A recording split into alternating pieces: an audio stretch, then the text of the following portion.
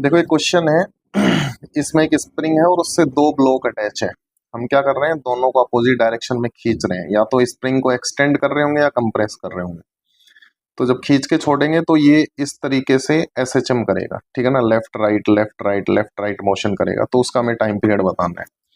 तो इस प्रकार का जब क्वेश्चन दिया हो तो उसके लिए सीधा टाइम पीरियड का फॉर्मूला होता है टी बराबर 2 पाई अंडर रूट। देखो अगर सिंगल मास होता है तो एम बाई के होता है, अगर डबल मास होता है तो इसका फॉर्मूला होता है म्यू बाई के। यहाँ पे जो म्यू होता है ना उसको हम रिड्यूस्ड मास बोलते हैं। ये सेंटर ऑफ मास वाले चैप्टर में कॉन्सेप्ट आता है रिड्यूस मास का। उसके लिए फॉर्मूला होता है m1 m2 upon m1 + m2। अब क्योंकि m1 m2 तो दोनों बराबर है, जो कि m के बराबर है, तो इसलिए ऊपर हो तो हो जाएगा m² और नीचे हो जाएगा 2m। m से m कट जाएगा, m/2 हो जाएगा।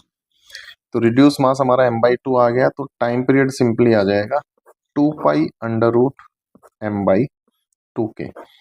तो इस प्रकार से इस क्वेश्चन को हम कर सकते हैं सिंपली रिड्यूस मास वाले कॉन्सेप्ट से। Thank you. तीन अलग अलग सिचुएशन दी हुई है, एचसी वर्मा का क्वेश्चन है ये। इसमें हमें टाइम पीरियड निकालना है। तो यहाँ पे देखो सिंपली जो पहले वाली सिचुएशन है, इसमें दोनों स्प्रिंग पैरेलल में है। तो यहाँ पे जो के इक्विवेलेंट हो जाएगा, पैरेलल में हमें पता है डायरेक्टली K1 + K2 होता है ए वाली कंडीशन में। बी वाली कंडीशन में भी दोनों पैरेलल में अटैच हम मान सकते हैं, क्योंकि दोनों का एक एक सिरा एम से जुड़ा है और दोनों का एक एक सिरा यहाँ पे वॉल से जुड़ा हुआ है। तो ये भी पैरेलल कॉम्बिनेशन ही स्प्रिंग का। दिखने में आपको सीरीज लग रहा है, लेकिन आप लोगों ने क्वेश्चंस किए होंगे रेजिस्टर वगैरह के, तो वहां पे आप लोगों ने देखा होगा पैरेलल कॉम्बिनेशन कैसे होता है। तो यहाँ पे भी जो के इक्विवेलेंट होने वाला है वो K1 + K2 होने वाला है, लेकिन यहाँ पे दोनों सीरीज में जुड़े हैं। तो सीरीज के लिए जो के इक्विवेलेंट का फॉर्मूला होता है, जो हमारे रेजिस्टेंस के पैरेलल का फॉर्मूला होता है ना, वही इसका सीरीज का फॉर्मूला होता है। तो ये होता है K1 K2 upon K1 + K2। तो तीनों का हमारे पास के इक्विवेलेंट आ गया, तो टाइम पीरियड लिख सकते हैं।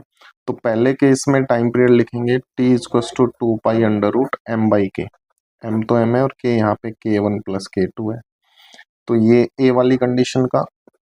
सिंपली बी वाली कंडीशन में भी सिमिलरली ऐसे ही आ जाएगा m/K1 + K2। और टीसी वाले में थोड़ा डिफरेंट आएगा 2 पाई अंडर रूट m। अब इसको डिवाइड करेंगे इससे, तो K1 + K2 तो ऊपर आ जाएगा और K1 K2 नीचे चला जाएगा। तो ये एचसी वर्मा का क्वेश्चन था। तीन अलग अलग कंडीशन में हम टाइम पीरियड यहाँ पे बता सकते हैं। ठीक है, थैंक यू।